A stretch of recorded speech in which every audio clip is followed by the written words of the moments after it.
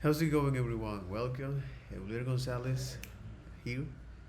And today, let's going to now continue to explore is the model one of this course of the joy of React, which is taught by Josh Comua, where the goal is simple: master React. That's all. That's all. Completely. Completely. So, because of that, all right, I'm going to jump straight forward to the modeling in itself, the topic that we want to talk about that, all right, and that is the. Let me see if I can recall that component. After we look at the component, we look at the architecture or the application structures, and then yeah, the application structure, and then on fragment, okay, uh, exactly, and then on the iteration. All right, okay, good, good. So let's get into this. Let's definitely get into this.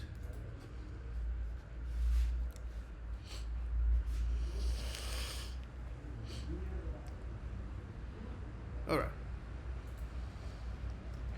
Fragments. So fragments and iteration, right? Fragments and iteration. Let's get into it. So let's suppose we want to win up, and this particular words, win up, is to me quite interesting. Win up, finish, right? Uh, let's suppose we want to win up the following HTML, right? So welcome, and don't forget to sign to the guest book. I think I already wrote that. So if I look at this,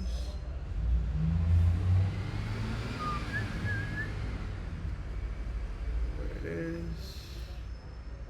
If I look at this, which is fragments. This is interesting. Here there is a mention of this. Exactly. It includes some shortcuts.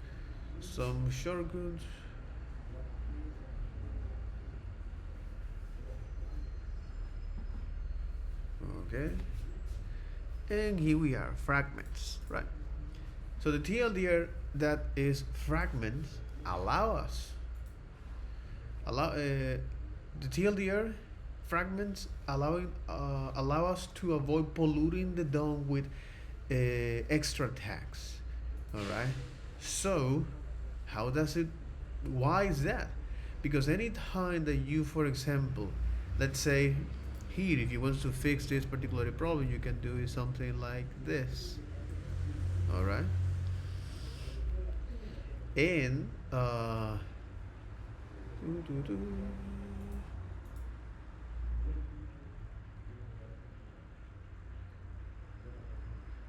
is this one? That's right. And then when you inspect here, I don't know if we can inspect this. And when you inspect here, all right, as you can see, this actually is now rendering is this element, as you can see, right? It's actually rendering is this element, which this another element, this another element. That's pretty fucked up. It's rendering all of this element in okay, because this is part of the command line here. Because this is part of the command line. That is mind blowing. That is mind blowing. That is mind blowing. Exactly. What if we open up in a new code sandbox, right? Let's dive deep into this, shall we? All right. That's great. If we inspect this, we can now look properly at what is getting rendered, right? So the thing here is that even though you can see this, and another $0 and another $0 what happened is that because anytime you are now, let me go take a look at this. So anytime you use GSX, to define is the structure of that UI, the more tag you use, the more tags JavaScript is going to React is going to create, aka it needs to uh, uh, Jesus. So the point of this is that the more we have this, okay. So the more elements we have in our user, in our React component as a GSX, uh, the mo- the more tag we have in our exactly. So the more tag we have in our React component, the more uh, React elements is going to create. And let's gonna call it React elements to avoid say React.create element, right? The more React element is going to create, which is at the end of the day is an object. It's an object that has is the type, the props, the key, as well as the children option. Okay. So the more tag you create inside of that user interface, the more elements, of course, the more React element, of course, you are also now creating. So the more space in memory React needs to allocate that. So one way to actually is render this kind of content, for example, all right, like this, okay, uh, which is great because this particular mindset also say that you can apply this to other frameworks, uh, such as Vue, for example. But the thing here is that if you need to now render only is child or sibling elements, right? It is preferred for you to now use is a fragment like this, right? So that's the whole point of this, right? So allowing us to avoid polluting the DOM with extra tags. What? Uh, what? Okay. There you go. All right. So the TLDR allow us to avoid polluting the DOM with extra tag. You may wonder why this is important. All right. As you can imagine, as we have saw before, any time you create an HTML tag, all right, in GSX, that will be transpiled into a React element,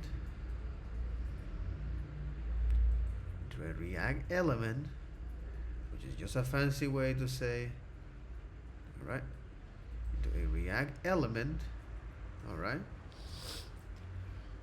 which is the React dot create element, right? What you're going to pass now is the tag, and you're going to pass now a tag, the props, and the children. Okay, like this. Okay, so that will be transpiled into a React element with this. Which means an object is created, so you are reserving space in memory for that for that tag to hold the others, okay, to hold the content. So if you imagine that for one tag, there's no problem. But if you have now multiple components that actually following is that structure, let's say you have now 100 components.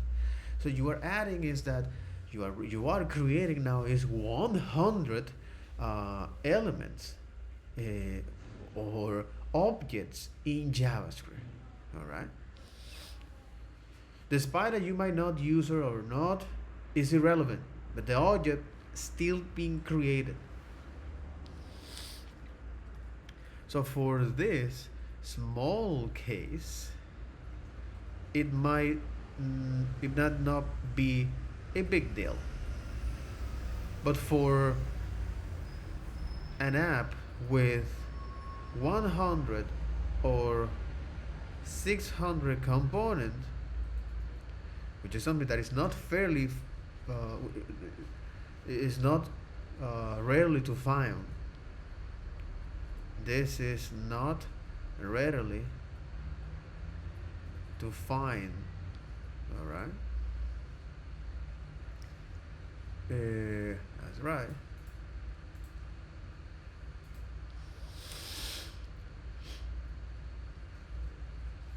But for this small case, it might not be a big deal. But for one with 100 or 600 components,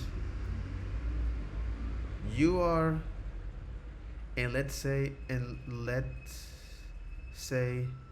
in each component you use a div to hold the content. Now it becomes, now you are creating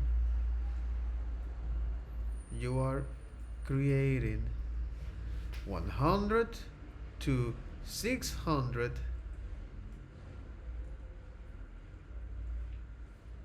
objects. All right.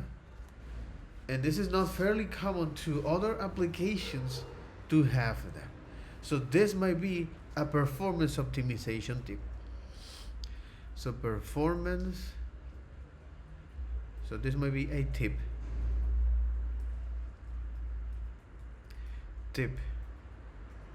right? Tip, exactly. This is a tip. Use Fragment for performance reasons. Why? The TLDR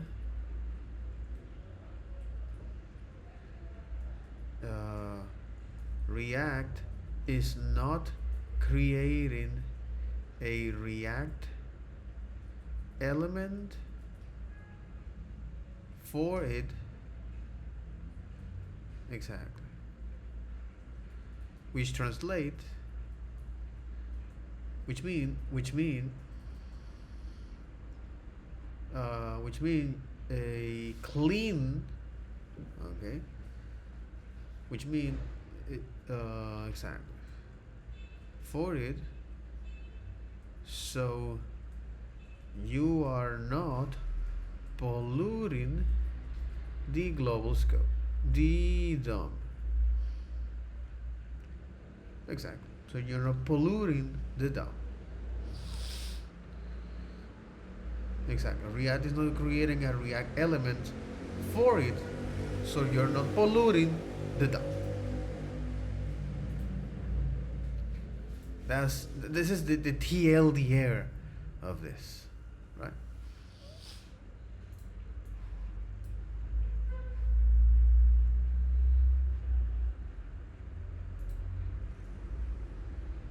So the tip of Fragment is this. We also have now a shorthand of this, which is, hey, you know what? This is also interesting. I'm going to let me create now a spreadsheet with all of these React performance. Okay. Let me create a React. Okay, so you say, hey, React performance. So the first React performance, okay,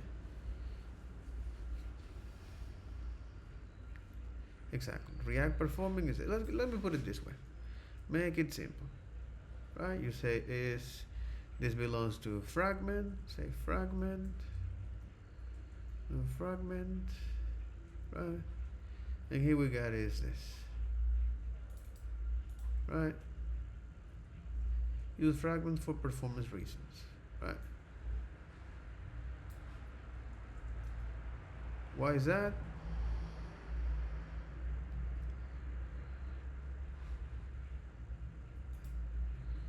Uh, it's not creating a React element for it, so you're not polluting the DOM.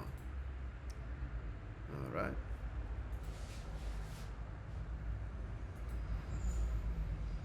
Then you got an example here.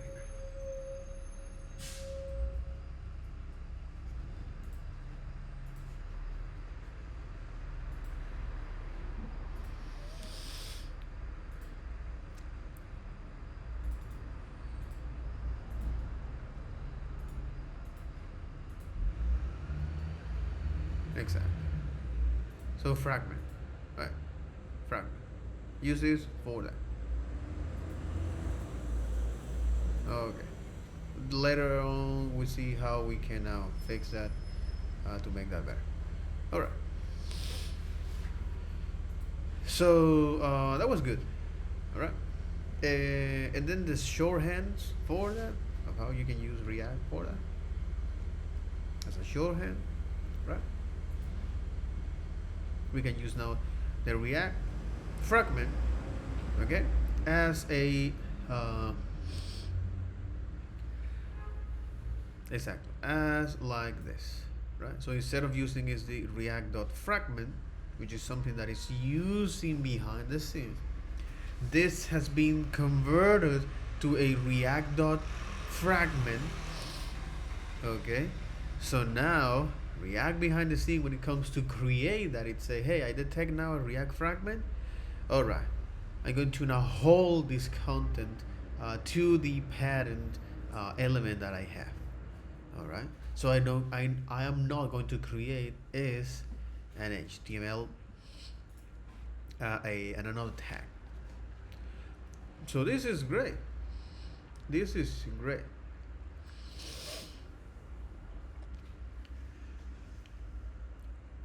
This is great. And then we move on to the next one, which is iteration. So in a recent exercise, building a CRM, we extract a contact card component and use it for our 3 contact. So we got this, right? I actually, well, I get myself ahead to create now an iteration for that, which is this. Okay. So for example, like this. This is the particular example here.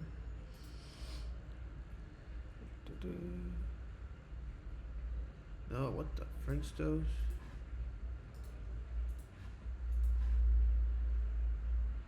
Exactly.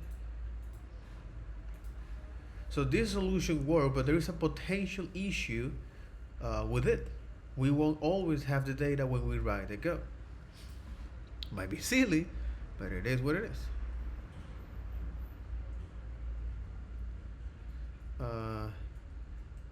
This actually is a problem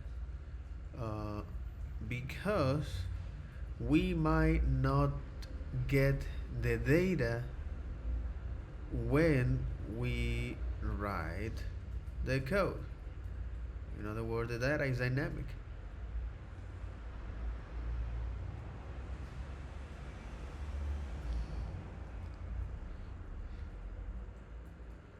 So the data is dynamic. All right. Okay. So if we're building a CRM software, this data will be dynamic. Every user will have a separate set of contacts, and those contacts will change all the time. We can hardcore 3 random contacts like this. In React, we typically solve this problem by using iteration, right? So the way how we solve this in React is by iterating. All right.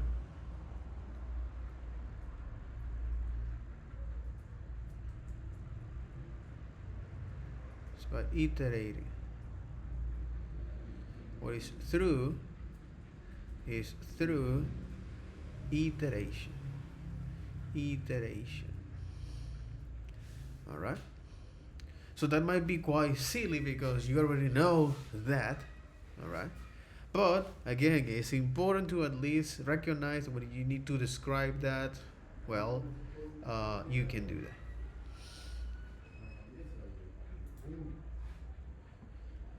So mapping over data.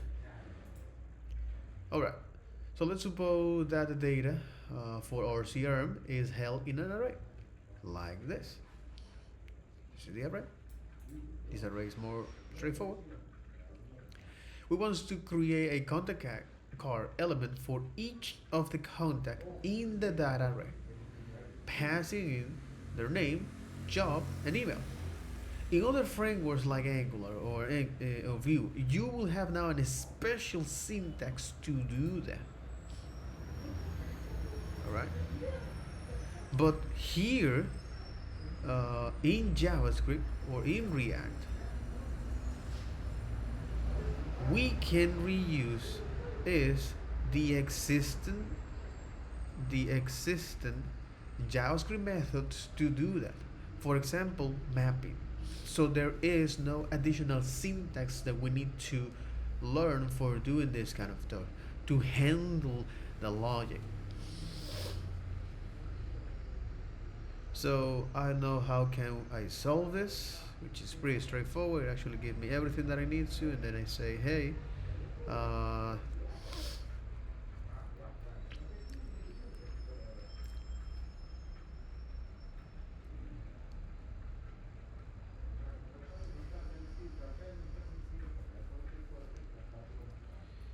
I do this,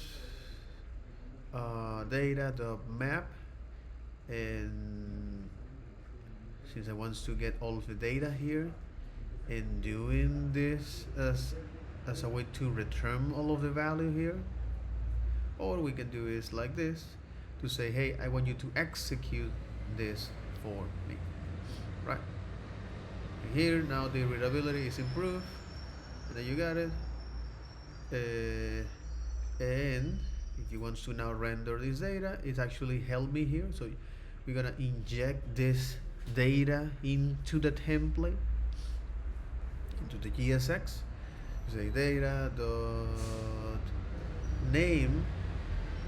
It's gonna render that properly. All right. Also, we say data dot job. All right, and the other is the data dot email. Data dot email. Cool. Cool.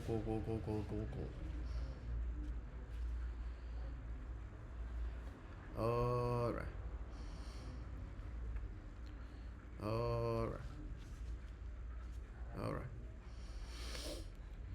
Good. Absolutely. So now we are able to render all of this data.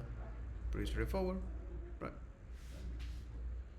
And that's it, right?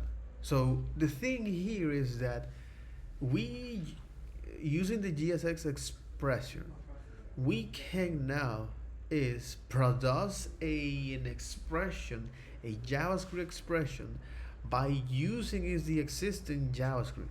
So we don't need to here handle or learn additional syntax, unlike, for example, in Vue and Angular, right?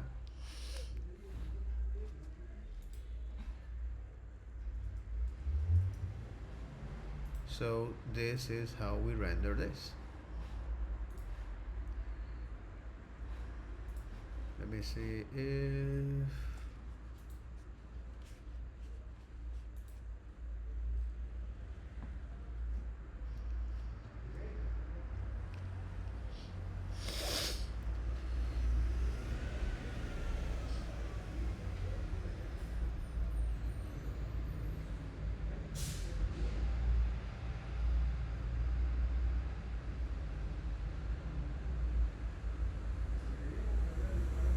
about dot for each. Here's the biggest advantage. For each is part of a family of array iteration method. So you can have access to the filter, exactly, so you can have access to the for each, the filter, the true, the map, and accessing the index for that, an additional method as it is. Also to find, selecting a single item from the array, every checking all items in the array fulfill some condition, and reduce, so combine all items into the array into a single value here. It's a combination. So map is a transformation, whereas now reduce is a combination, and give you a single output for that, right? So that is the solution code, like this. However, there is a lot of things here to look at it. Doesn't actually copy that. So that's quite interesting.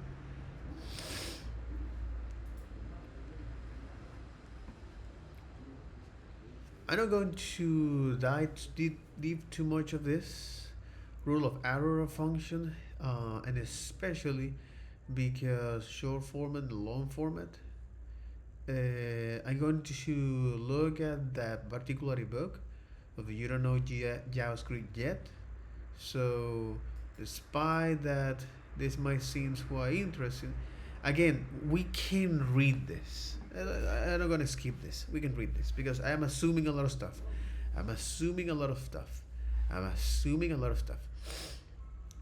Okay, you can render an array inside of a GSX. React will unpack it for you. You can learn more about array methods in the array iteration method bonus lesson. So this array iteration method here, okay, in most templated language, you have custom syntax like hash each to help you iterate through a set of data. In frameworks like Angular and Vue, you have directives like before. Exactly. Okay, array iteration methods. React doesn't provide any abstractions here, so we'll rely on the built-in methods that are part of the JavaScript language. Methods like map and filter, and we become comfortable with this core method, and we'll have a much easier time doing iteration in React. And in this section, we'll learn about some of the common and useful methods for it. So for example, for each, accessing the index, right? A common format. Let's take a look at another family member like filter, map, and reduce, even though that he doesn't mention that, but it actually means that. But I think this is quite interesting. I think this is a very interesting segue. Array in array iterations. Array iterations. Array iteration methods. No? Methods. Good. Array iteration methods. Array iteration in singular methods. So, one of the novel thing about React in GSX, uh, doesn't include any iteration helpers. Exactly. So React in GSX doesn't include any iteration helpers.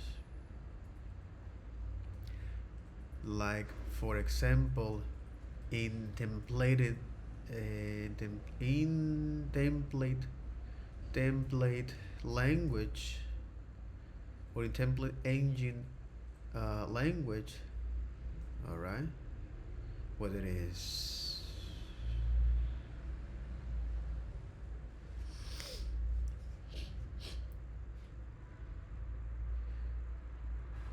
Exactly. So, for example, in template in a template engine language like Blade, all right. So Blade for PHP, exactly. Laravel Blade template engine like this, such as like Blade from Laravel,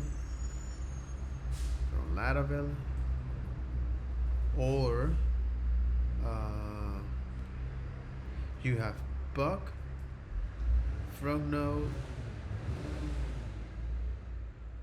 okay. Node from Node, and so Blade or Buck from Node, or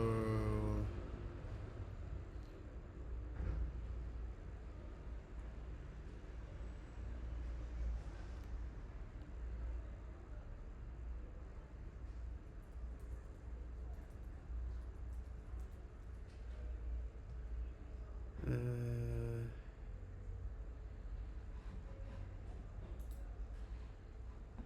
no, but I mean, okay, Helm, but for Shopify, Liquid, Liquid template,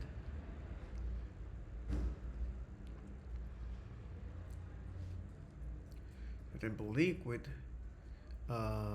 from Shopify, okay, uh,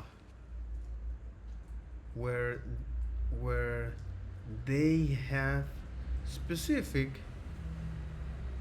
where they have a mini specific way to iterate, what I mean is specific custom language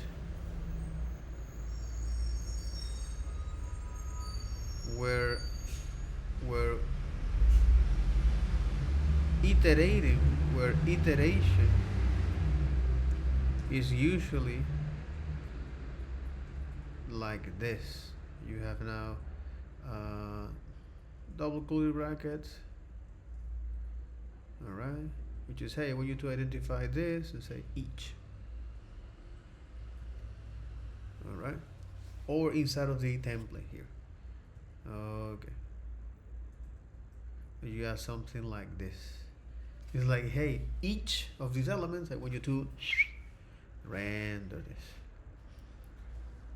So here the most common our iteration methods are for each. So we use for each when we want to perform some sort of actions on every element in an array, okay. So in this example we are logging the value of each token one at a time, and here's what would the console output look like, all right. Whether it's using for each, the for each method accepts a function as its argument, and this is commonly known as the callback function, and the term callback function refers to a function we pass to another function. Is the term so in other words, that is a high order function. We write an arrow function that looks like this, right? We don't call this function ourselves. Instead, we pass it as an argument to the for each method, and the JavaScript engine will call this function for us, supplying Exactly. And the JavaScript, okay, we don't call this function ourselves. Instead, we pass we pass in an argument to the for each method, and the JavaScript engine will call this function for us, supplying the topping argument as it iterates over the array. And this is crucial here, because when you are now passing is this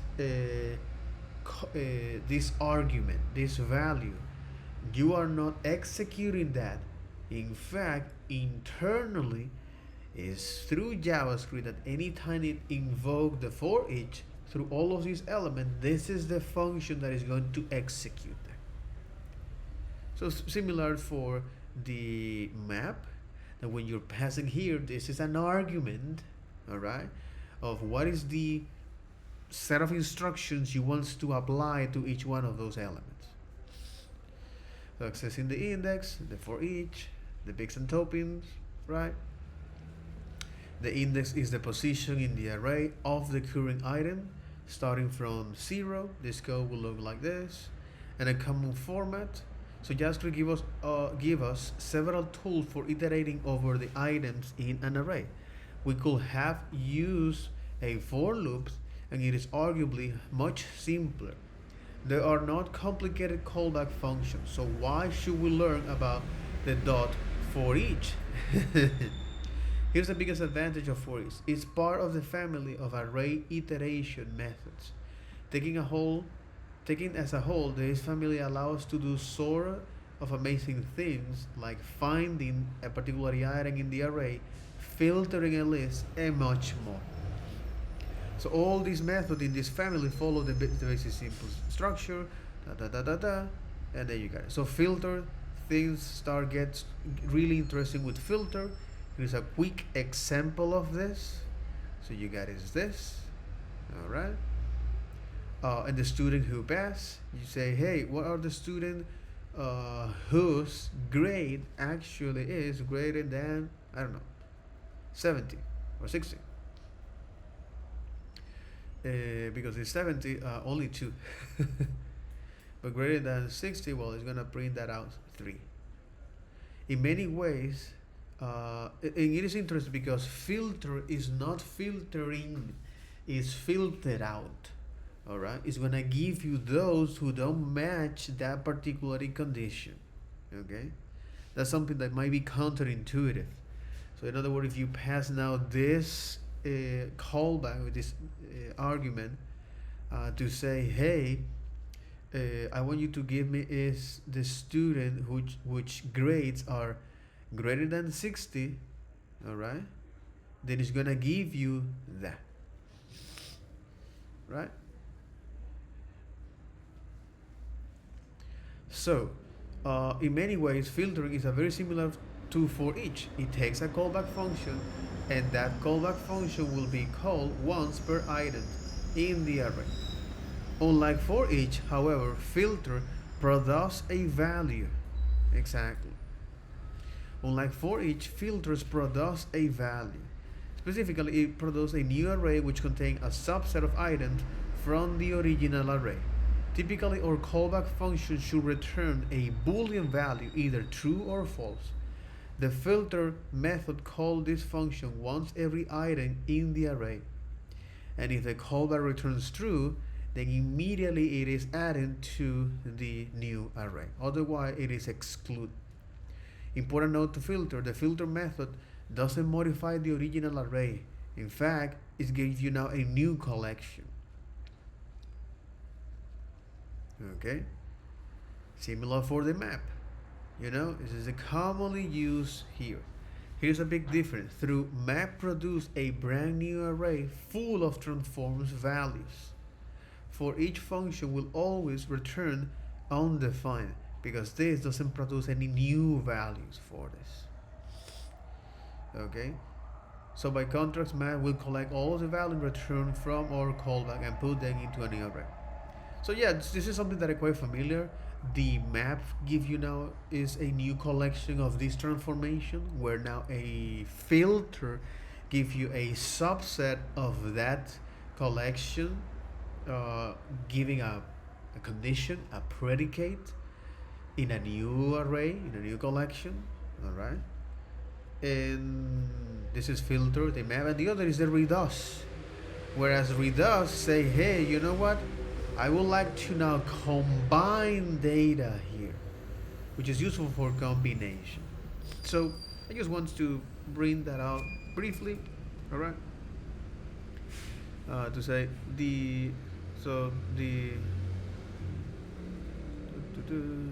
the most common interact the most common mhm. So the most common interaction, sort of speaking, uh, yeah, the most common iteration methods are filter, map, and redos. So far, again, we're gonna see that in more depth in subsequent videos, but for now, we're gonna get with that. This is our raw functions. Again, this is something that you're going to look at that, but later on, you know, something that we're gonna see that later on. There's probably a common syntactic gotcha here. Parentheses versus squiggly, curly braces, man, curly braces. Stop calling squigglies. Consider the following code. Instead of using parentheses, we're using is squiggly bracket, curly bracket, bro. It seems like a pretty innocuous change, but it caused big problems here. None of the contact card will show up. Well, because at the end of the day, if you don't render those elements, because this indicate is a block. This is also something that we need to look, and I'm going to explore that in other videos, especially with JavaScript. All right, but I don't want to get into the weeds of this. So here's what's going on. In order for contact elements to be rendered, they need to be returned from the map. So it create now these collections of all of these components dynamically. So we can fix this by adding the return keyword as it is, or simple using is the arrow function.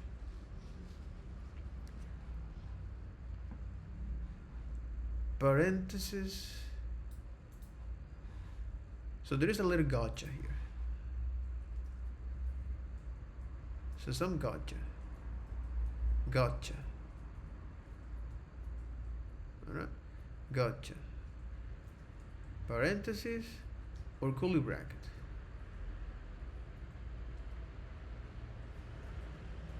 So in this code, and I think this might be the most silly and pervasive stuff that can happen here in the code. So in the following code, we are not rendering the contact card because we are not returning the element. So therefore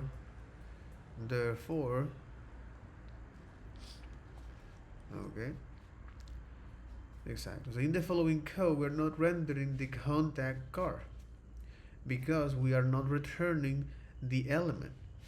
Therefore, the map is not returning any element. Okay, so to solve this,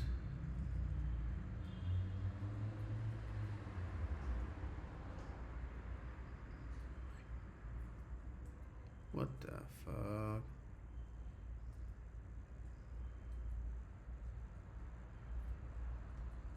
So to solve this, we need to return either using return, all right, inside the curly braces, or just simple parenthesis indicating to JavaScript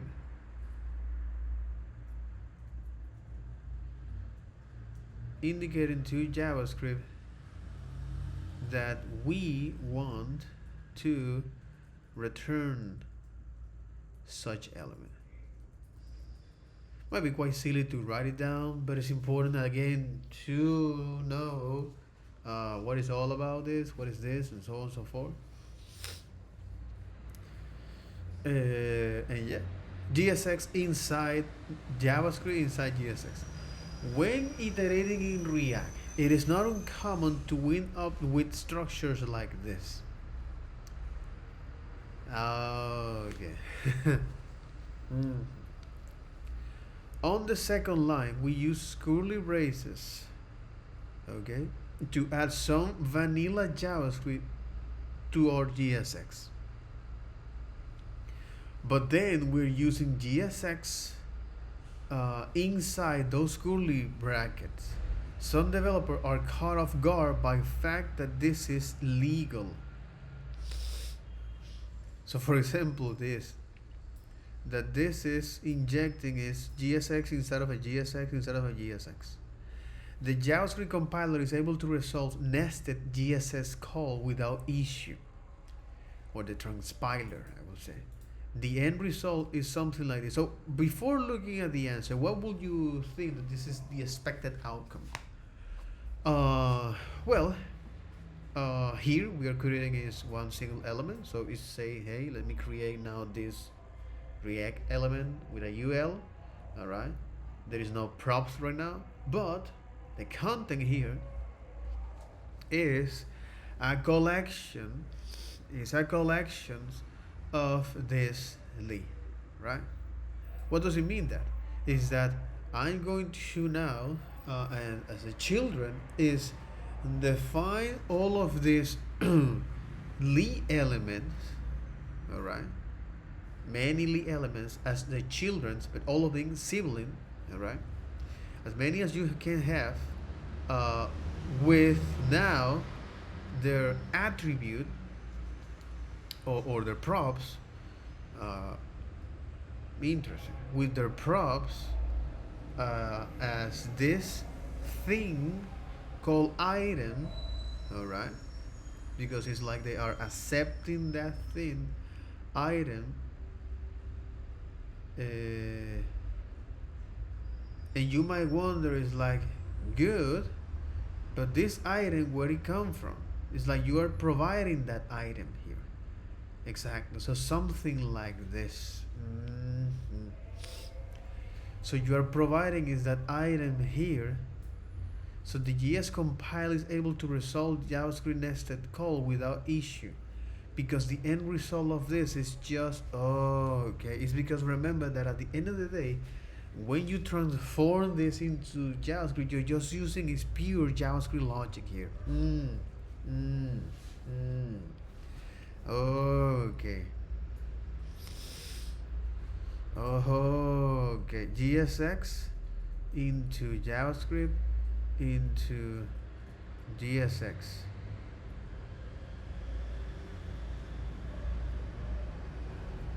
Yeah, inside JavaScript, inside GSX, and so on and so forth.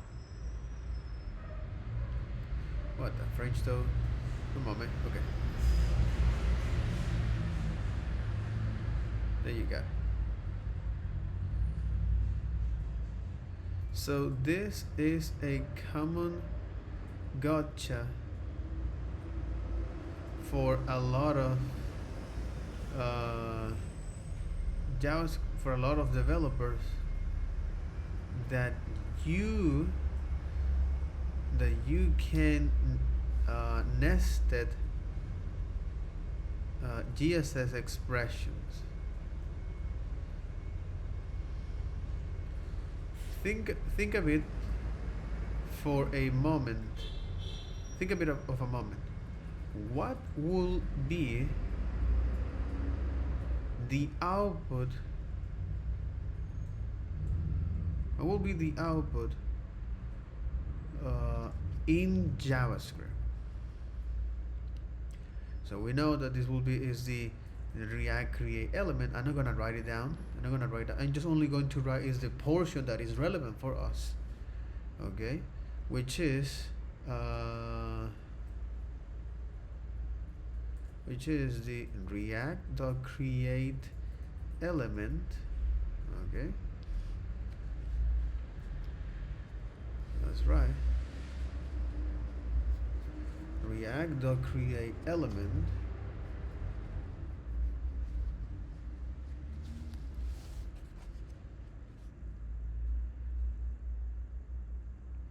Mm-hmm. React.create element, where the first element here, as you can imagine, is this ul here, right? So there is no props, but now their children here. It'll be is the items, which is quite weird. It's gonna evaluate this expression. Okay, so the content here is whatever is inside of the GSX, which is items dot map dot item that is going to map is all of this element.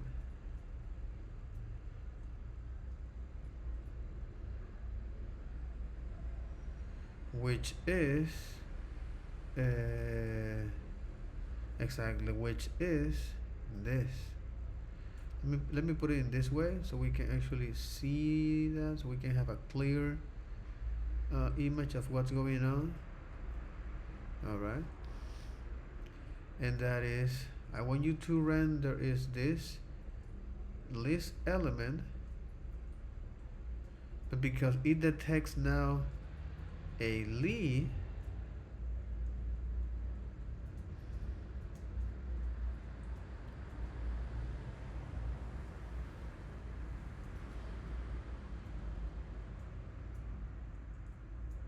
okay, there you go. Question, is this still going to render as it is? All right, because now I'm passing is this item to this as a list of items. So the question here is that is this a valid JavaScript expression? Yes, it is. You can curly bracket stuff inside of that. All right. So my doubt here is that since this is what is going to return here.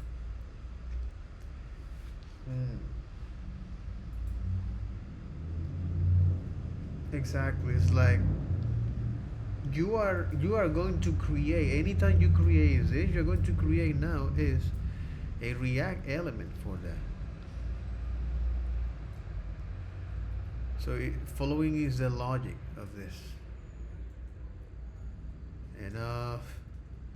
Following is the logic. You say, I'm going to create now is a React.create element here, where I say, well, the first element here must be is this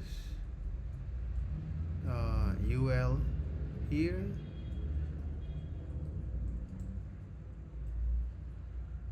or in this case is this one Lee. There is nothing to pass there. No, in fact we are actually is passing is a props here. When you say now props as an item, okay, and then you want is to now render that as it is.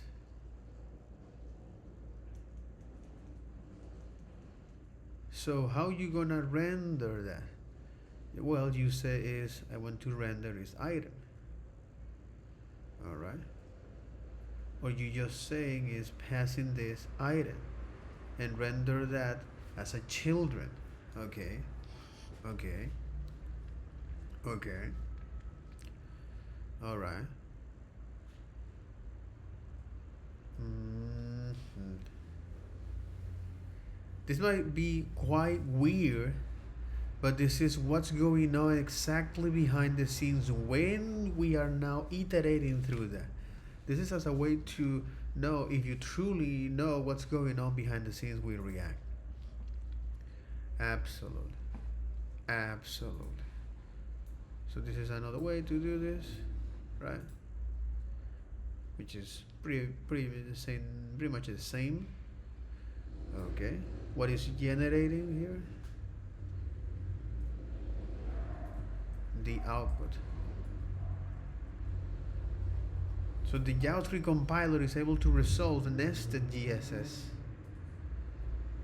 So the GSX transpiler is able to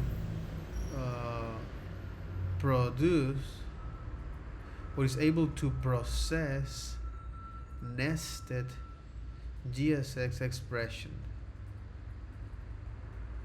Or in other words, is this curly braces.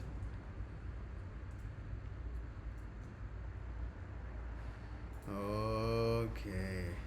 And that's exactly what it's doing here, is that hey, anytime that I look this item.map or any of this array iteration, what it's going to do is in the children, it's going to now put this expression and create elements along the ways, because at the end of the day that is just simple JavaScript.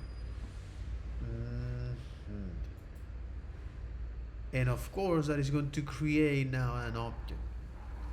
And then we talk about now keys, right? Let's talk about here about keys, right? Let's talk about keys.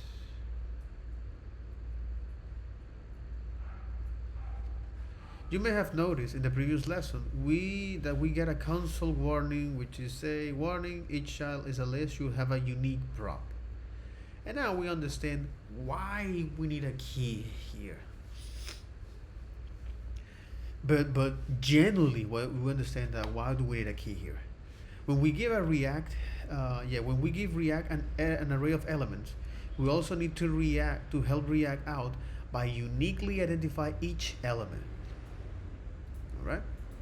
So when we give React an array of elements, we also need to help when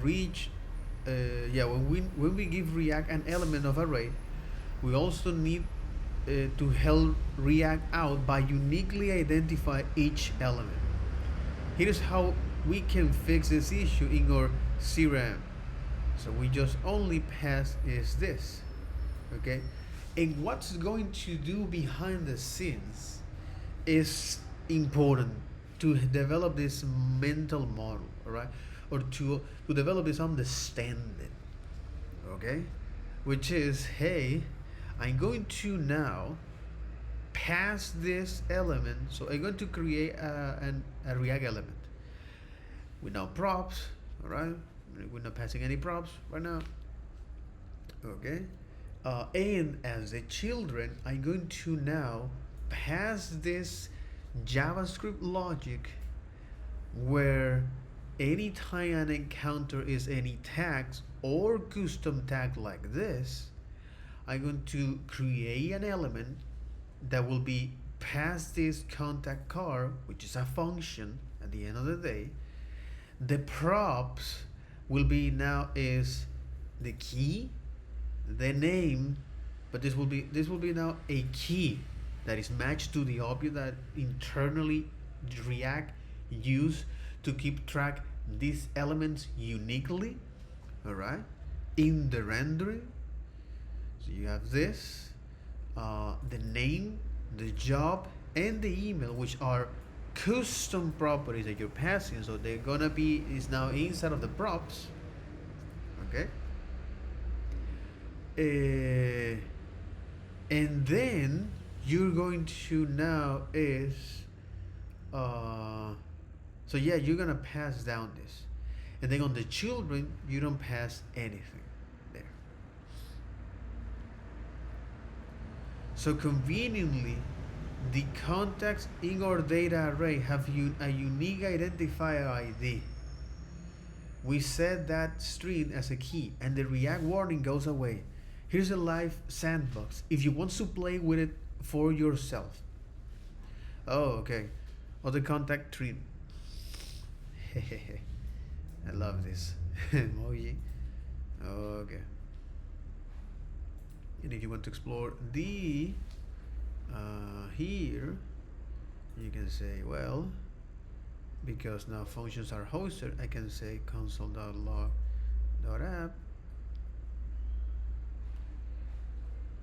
It only renders this as a function. But what if I call this? It's gonna give me the object, that this object has now this particular shape. Okay? Which is the type, the key, the props. In this case, the type is now a UL. Okay. It's a, hey, I am the type of UL. Okay. So when I execute this element, the object that is created is the type of UL, the key of null,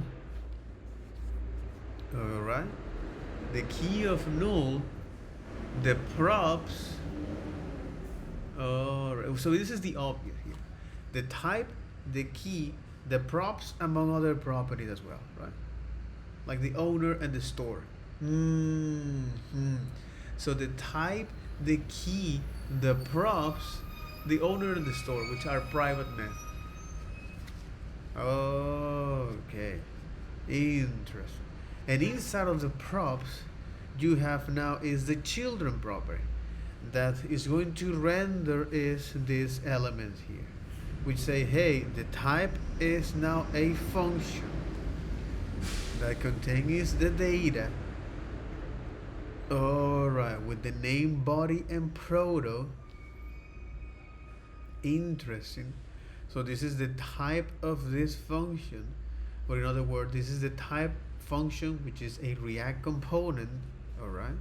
So it's going to iterate through that, and now the key, since this is only one element here, it say, hey, I'm going to now is define the key of this. Okay, the same. This is the same format, the same pattern here. Type key in props, owner and store, and type key in props, owner and store. So this is type key. Interesting. Type key, the owner and the store. Okay. And this type, unlike since this is not a tag, this is in fact is a function. It say, okay, this is what it is. Okay, this is what it is.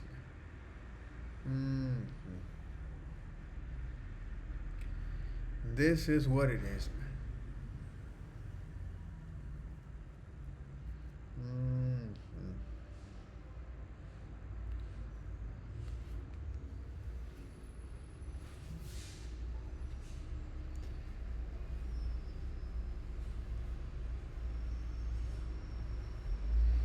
Exactly, this is what it is. So if I add now another component here, all right, if I add another component,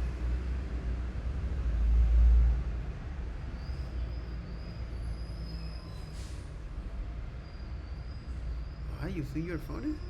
Holy fuck, what the fuck? Jesus.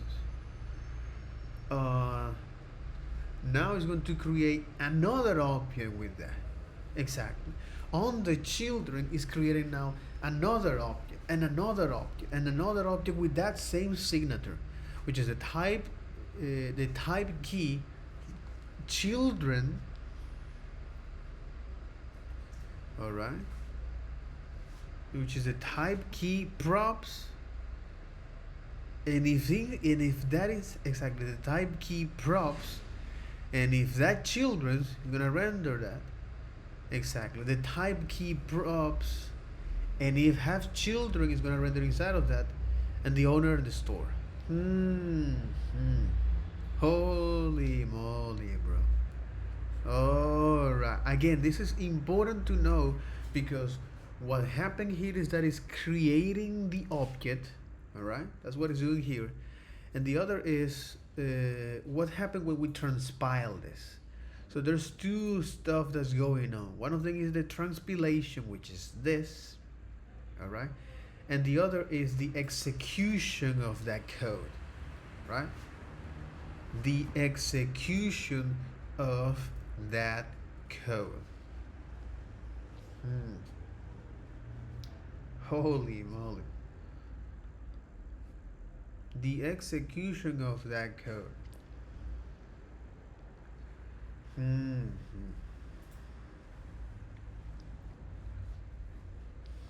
Holy.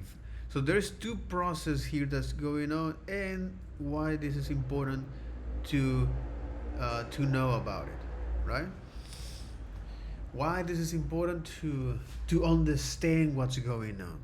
So the first is the transpilation, that is transforming this into JavaScript, and once that is done, it's going to now execute a function which is eventually creating this object, with the object of the type key. With the object of type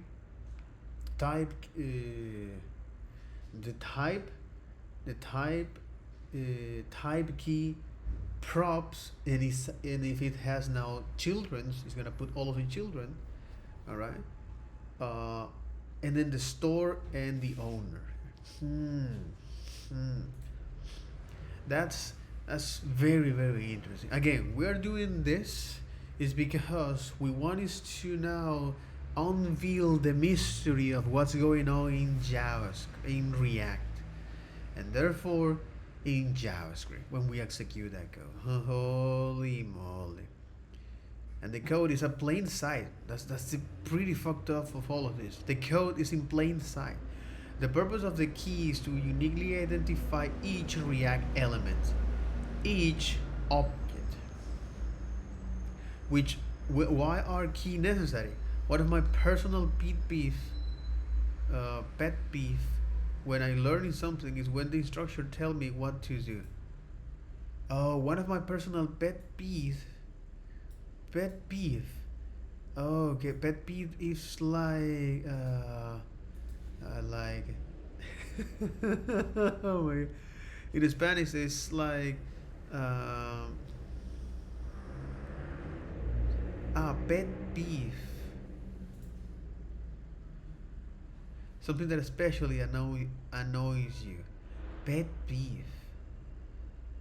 Weak cough is one of my pet peeve. But why pet peeve?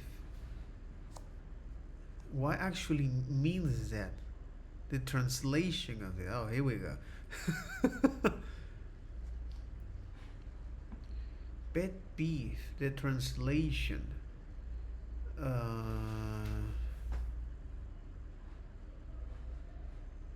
Pet aversion or pet hate is a minor annoyance that an individual finds particularly irritating to a degree that the norm. What is peeve, bro? Pet peeve. What is peeve, by the way?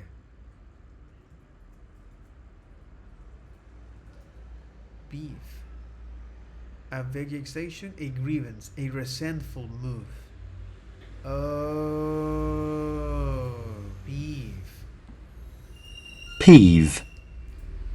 Peeve. Peeve. Yeah, I am from the America, bro. I am from America. I'm American, bro. I'm American. To annoy someone. What peeve her most? Oh, what peeve, bro? This is so British. What annoys her the most? What peeve? peeve, Exactly, peeve. And the other is the US. Peeve. peeve, Peeve. I love it. I love, oh my god, I love the UK pronunciation, my friend. You gotta love it. You absolutely require to. You absolutely require to adore it. You absolutely require to adore it. Whereas in the US, they have, well, you gotta like it, bro. I love it. Oh my god, I love it. I definitely love it. You must require to adore him. Oh my god. Oh my god. Oh Jesus. Anyway, but the other is the peeve. Okay. You gotta love it, bro. You gotta love it. You gotta love it, bro. You gotta love it, bro. So, this is beef, all that kind of stuff. All right, beef, pet. In why pet? Okay, beef, pet. Beef, pet.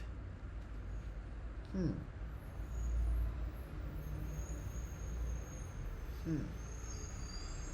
Pete, peeve. That's interesting that they use that to describe that. And I think they're using is pet peeve. Oh, okay, pet peeve.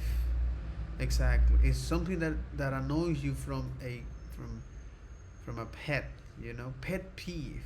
Oh my god. En español, this will be like, esa vaina me jode mucho, me revienta, me hincha las pelotas lo que hace ese perro o esa mascota. Las cosas que me hinchan las pelotas de mi mascota. Okay, that's interesting. Pet peeve. All right. One of my learning.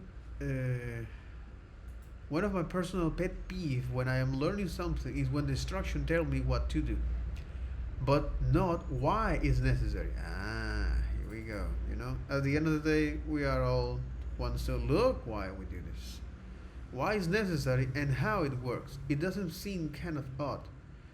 Why does React need us to annotate each element with a unique key? Can it figuring out this on its own? Let's talk about it. Let's talk about it. So it can do that, all right? Or, well, I'm assuming a lot of stuff. So why does React need keys? What are the purpose of these strange annotations that we have to add? Well, to answer this question, we have to go really deep into the React internals, and rest assured, we will do that in this course. This is like one of the main focuses of this course, but we're not really there yet, right? Like we haven't yet talked about state and state changes, and that's very important towards understanding how keys work. But I don't want to just hand wave over all this and tell you that we'll get to it later. I want to give you some sort of intuition you can use in the meantime to understand why keys are necessary. So, to help me with that, I have these two screenshots. And essentially we can imagine this is the data that we have as the React renderer, and we're trying to figure out how to update the UI to show the right stuff. So when the page loads, we have this to-do list application that has these 3 items, and then some amount of time later, the user does something, and we're left with this other snapshot. And this is one of those interesting but true things about React. It doesn't actually see the changes that we make. The only thing React knows is what we return from our render function. So maybe we start with an unordered list, right? Exactly. It's what we return from a render function. The only thing React knows is what we return from our render function. So maybe we start with an unordered list, right? A UL tag with these 3 elements, and then some event happens in JavaScript outside of React's purview, and the new JSX is these 3 items. And so React has to kind of figure out how to route this, how to go from this screen to this screen. And as humans, we can look at this and we can come up with a pretty good idea, right? We have buy milk, that hasn't changed. We have walk the dog, that hasn't changed. We have pay bills, which is now schedule vacation. So maybe we edit this text from pay bills to schedule vacation, right? Maybe we realize after paying the bills that, hey, we have all this extra money, let's go to Florida. That's one way this could work, but it's not. Let's go to Florida, man. Oh, crap. This is so from the US folks and Canadian folks, and I get it, man. This is not for Latin audience, in any sense. In any sense. Not the only way. Maybe even a more obvious way or a more accurate, intuitive way is we cross this item out, right? We finish this item, so we delete item number 3, and then we add a brand new item, item number 4, and this new item is given the text schedule vacation, right? We wind up in the same place, but it's a different route, a different journey that we have to take. And we can be even more ostentatious than this. Like maybe we start by deleting the second item. So the third item moves up, then we create a fourth item, and then we delete the fourth item, and we add a fifth item, and then this fifth item gets changed to walk the dog. This second item gets changed to schedule vacation, and then we reorder the two. Right? Like this is obviously ridiculous and like not how it would work, but the point is that there's an infinite number of possible routes we can take to get from this UI to that UI, and React doesn't actually know which one we took. Now you might be wondering, who cares? Like why does React need to know the actual route we took? Well, if we think back to the build your own React exercise, React is the one actually doing the DOM manipulation, right? Calling create element, append element, create text node, set attribute, right? All the like nitty gritty changing the DOM stuff. And so the route you take is going to depend on the operations you call. So if we just edit the text, well, that's saying dot inner text equals some new text. Whereas if we delete the item, we have to remove child or remove. You here, you're gonna pause. No, what? For instance, but instead of using is the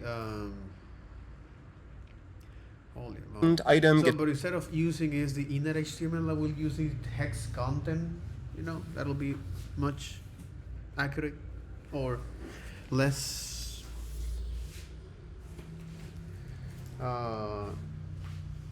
likely to suffer from injections, you know.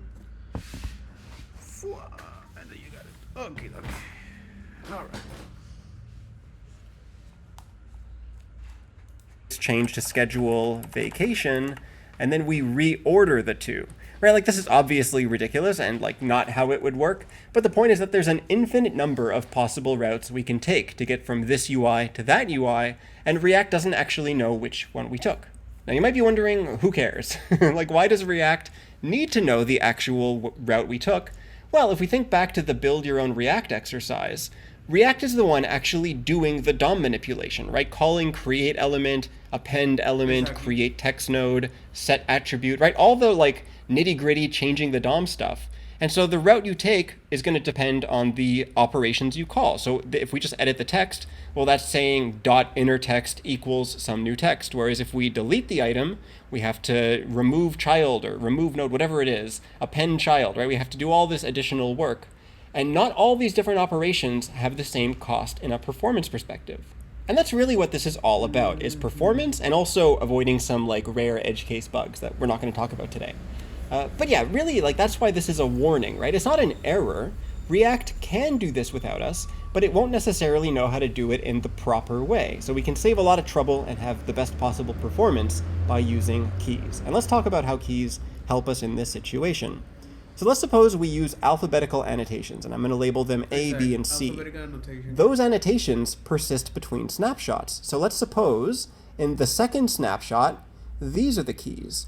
Well, this actually tells React exactly what route to take. We see that A hasn't changed at all, B hasn't changed at all, C doesn't exist anymore, right? There is no more key of C. So we can get rid of that item.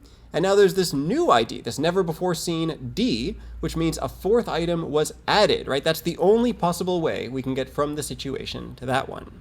But let's suppose, if I go back in time, what if it was A, B, and C instead of A, B, D? Well, now it's a different route. Now it's the exact same 3 items, and so what we had to have done is edit the text of the third item, because we're still saying it's item C. So essentially, the reason that we need keys is for performance and to avoid some bugs, and the reason keys help is they allow React to understand exactly how the data shifts over time.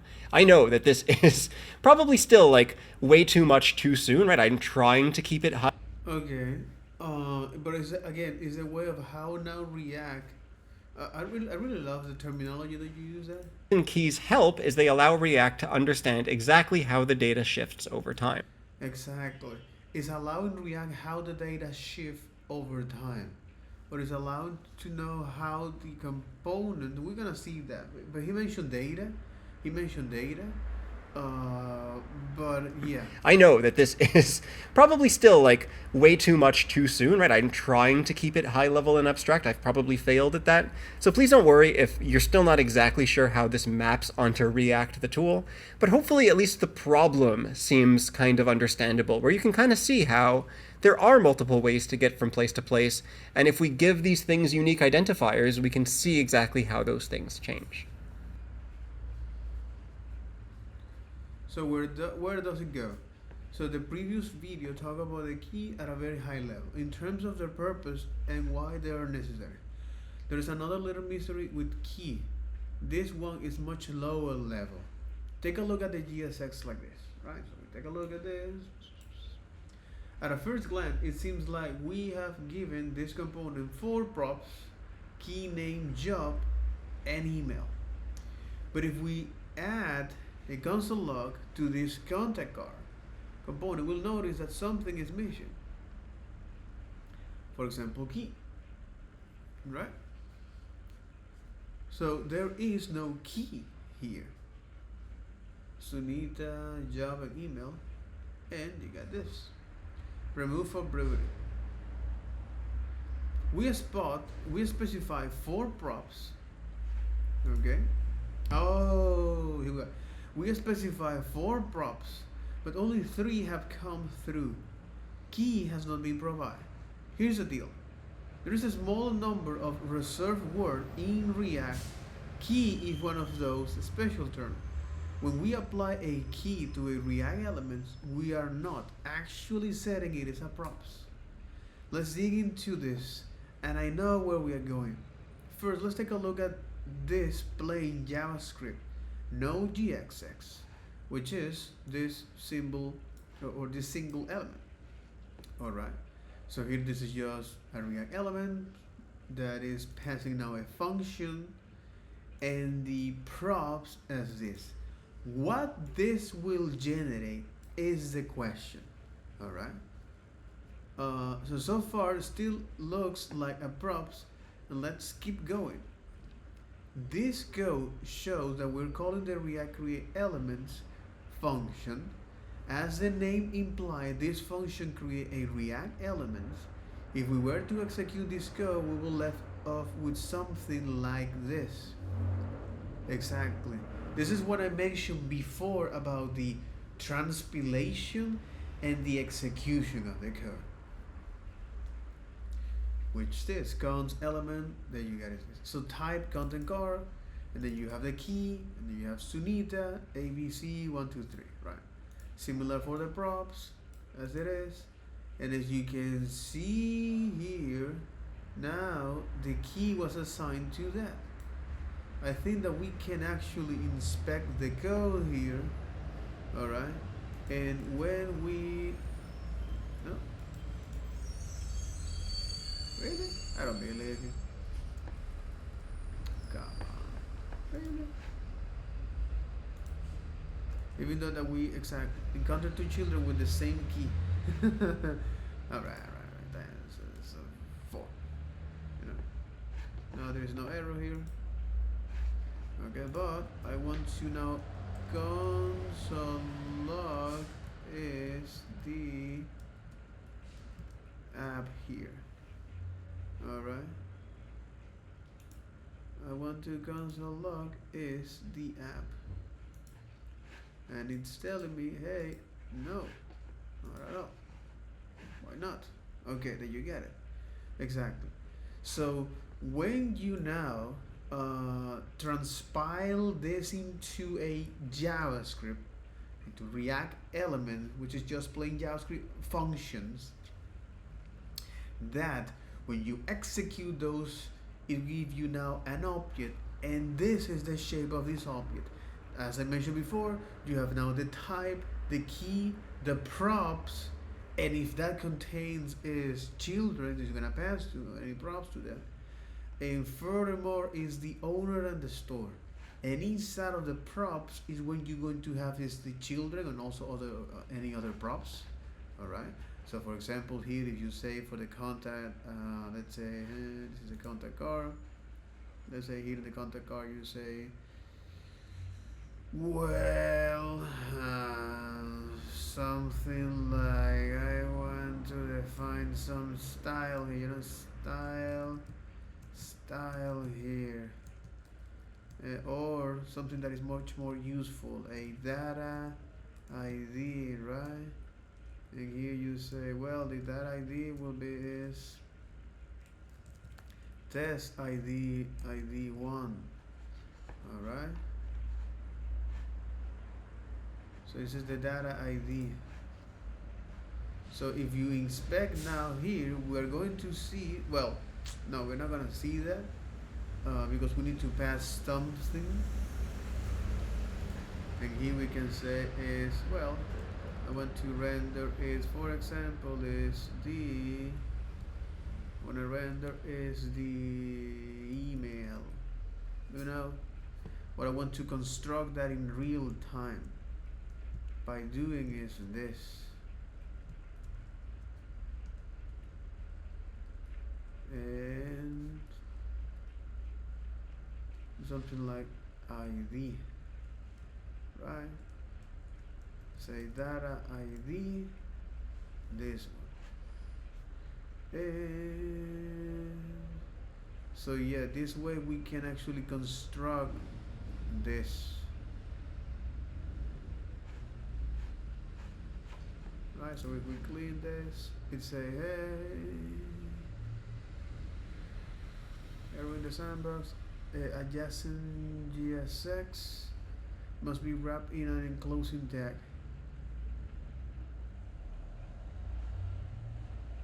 Email. Oh, you're right. Like this. Okay. Yeah, you got it. And here now you're going to see that that component car is actually is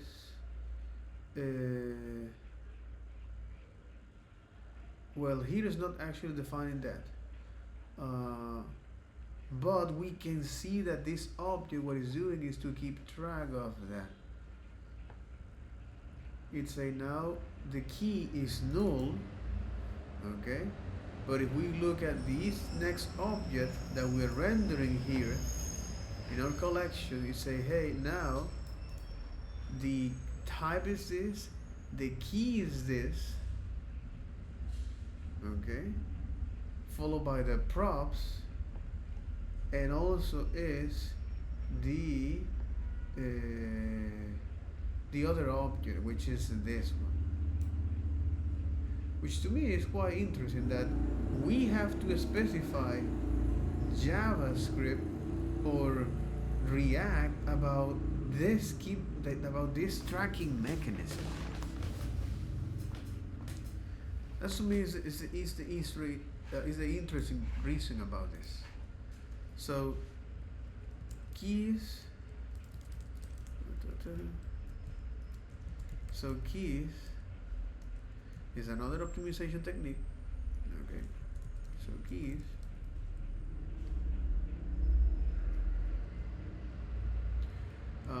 Use key when iterating through a collection. Okay. Why? You are helping JavaScript,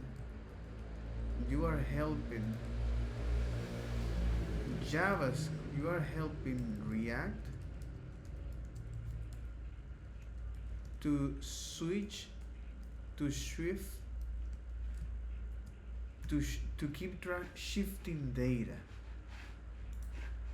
To have done is edit the text of the third item, because we're still saying at least the problem seems kind of understandable, where you can kind of see how they're not exactly sure how this maps onto React the tool, but hopefully at least the problem seems kind of understandable, where you can kind of see how in abstract I've probably failed at that shifts over time.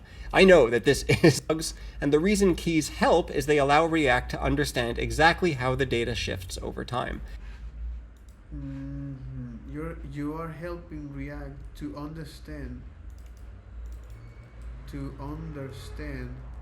how the data shift over time.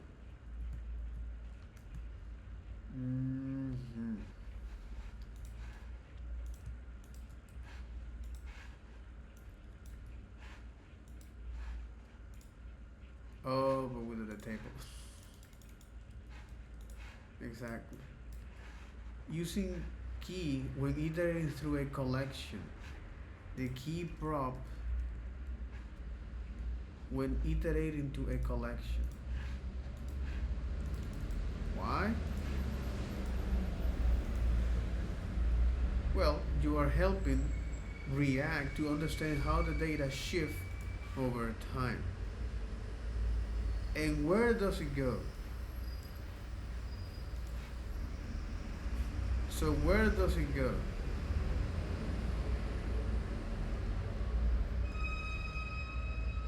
If we examine that, okay?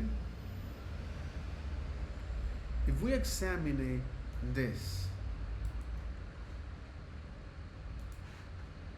so if we examine this code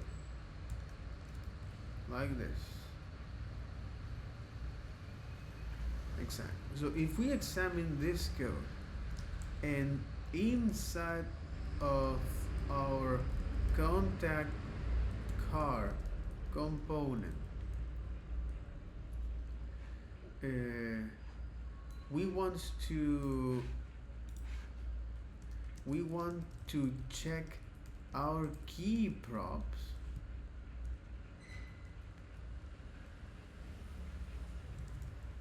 We see that we are not getting that value,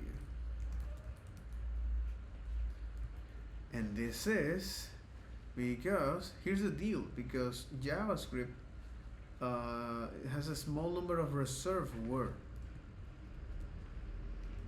So React has a small number of reserved words. One of them is key.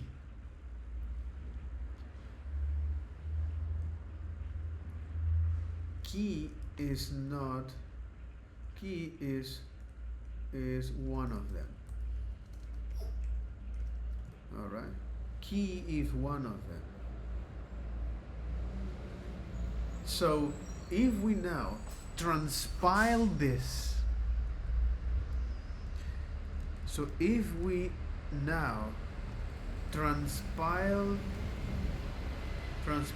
this code from GSX into JavaScript, okay, we get now something like this.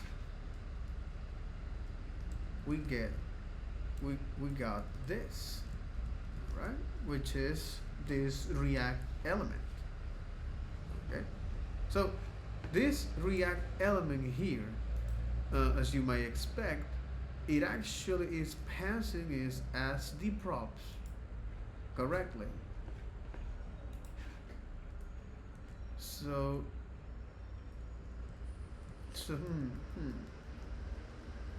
so far we are passing is the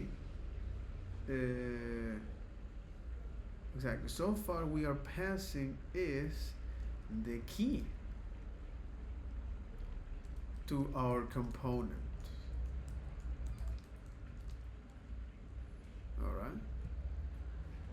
However, when we are now executing this code, However, when we execute this code, all right, we have been left out with something like this. We have been left out with something like this, which is, let me actually write down here, which is transforming this element into an object. Alright, it will be now an object, where here you will have is the type, which is the type, that'll be is the contact card. Alright, or is a function, particularly is a function, or what exactly, with the type of this contact card. I really love the the key as this value, the Sunita, right? Follow by the props, or in other words, follow by the props. But the reality is that in the props, it's going to pass now is the names of that, right? The reality is that it doesn't have this, right? Because you cannot. Let's take a look at that. Let's going to take a look at that. If this actually happens.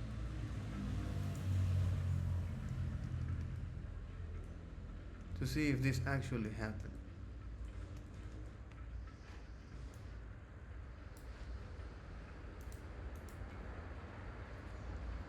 And how can we check that? Well, by exploring is that particular element that we're passing here, which is the contact card, right?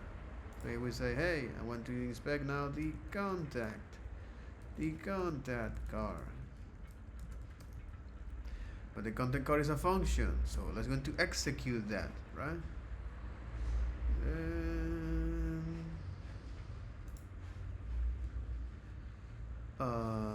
Contact card. It say, hey, I cannot.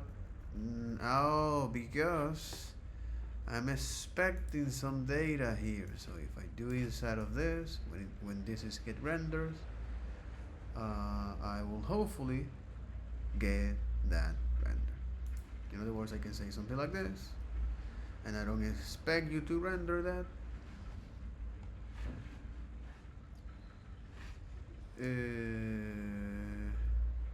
Makes sense? I am just returning is this, or what I can say something like this is, I want to do something for me.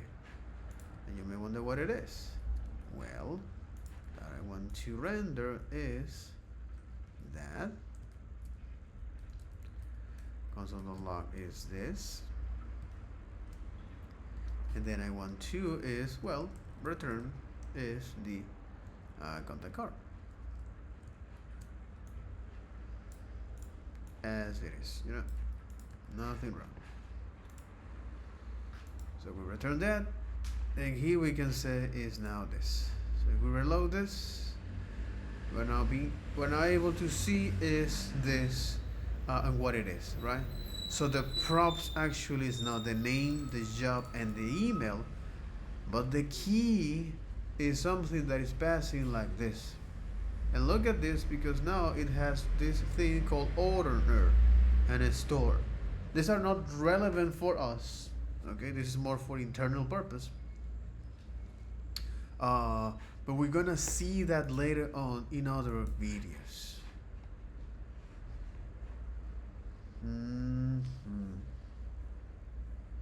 So the React create element function has taken our data and used to produce a React element, and that element has key as a top level property. As we saw in the Build Your Own React lesson, React elements are JavaScript objects that describe a thing that React needs to create here. And so React element is producing an object that is describing what it needs to be drawn here, that describe a thing that React needs to create, that describe an object that is describing okay. So React element is producing an object that describe an element that describe a thing that describe a thing React needs to create, a thing React needs to create. Alright. So in this case, the element describe a contact. So in this case, the element or the object described is the contact car, right? The contact car. Exactly, makes sense. Completely. So keys identify a particular React element. So keys identify a particular React element. It is a property of the element itself, not something that needs to be passed along to the component. So it is a property on in itself, not a property we pass into that.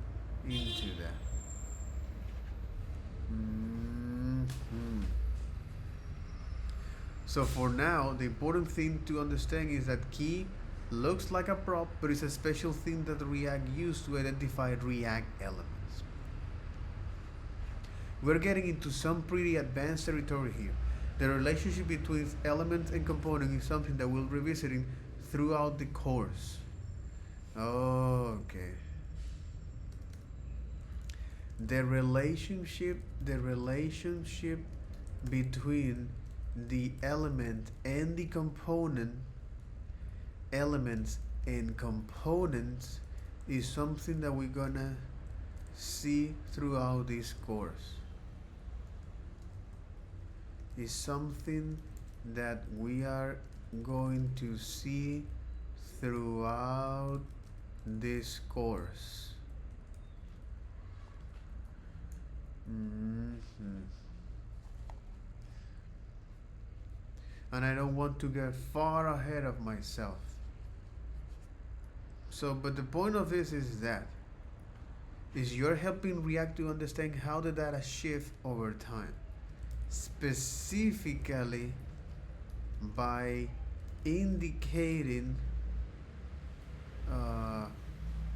the value, or by indicating the key that such element or component has.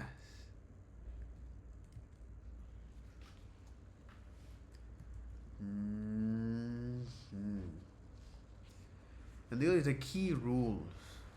Let's take a look at some rules that govern how key should be used. So key rules.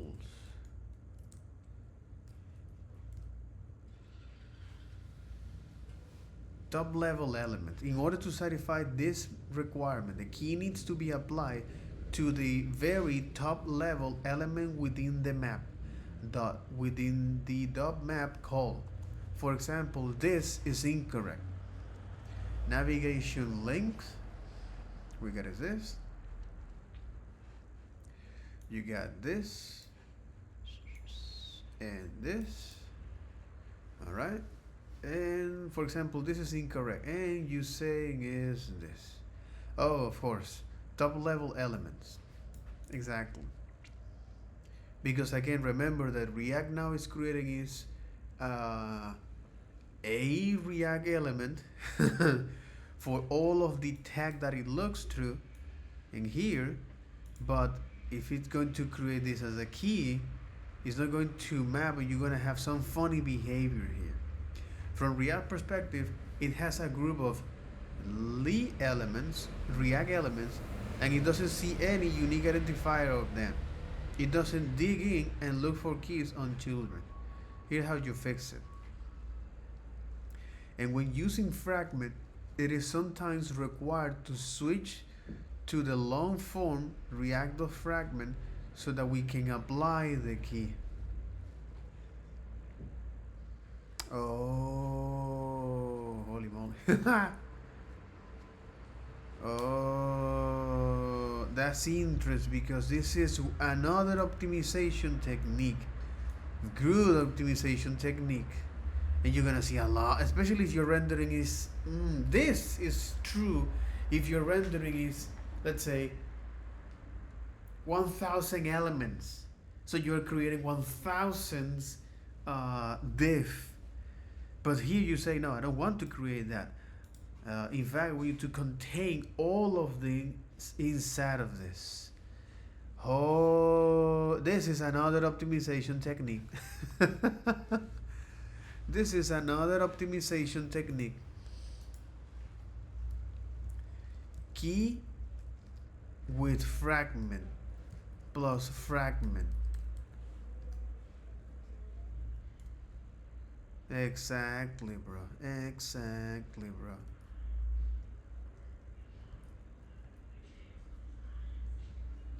Key with fragment, bro.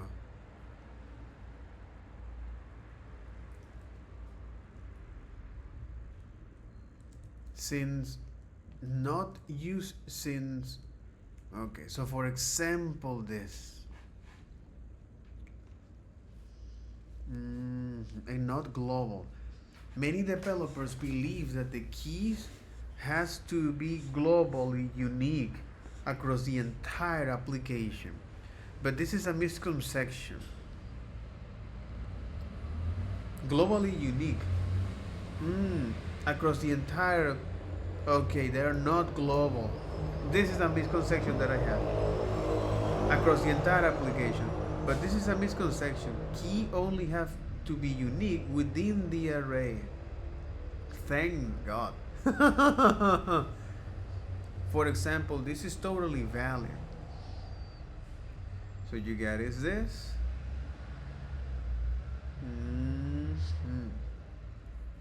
Yeah, so this is totally valid.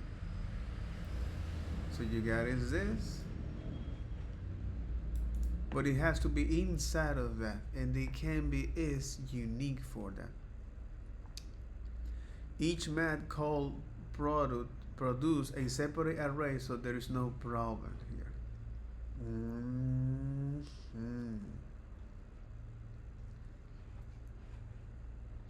Let me wrap this. Key rules. Top level elements. Top level elements. That's what you have to pay for your knowledge, bro. The other is not global. Not global.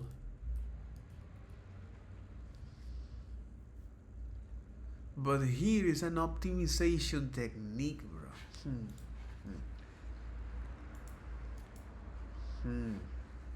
And this optimization technique is something that is helpful, is huge. Is huge, my friend. Is huge. A lot. So that'll be all for this video. Take care. Bye bye.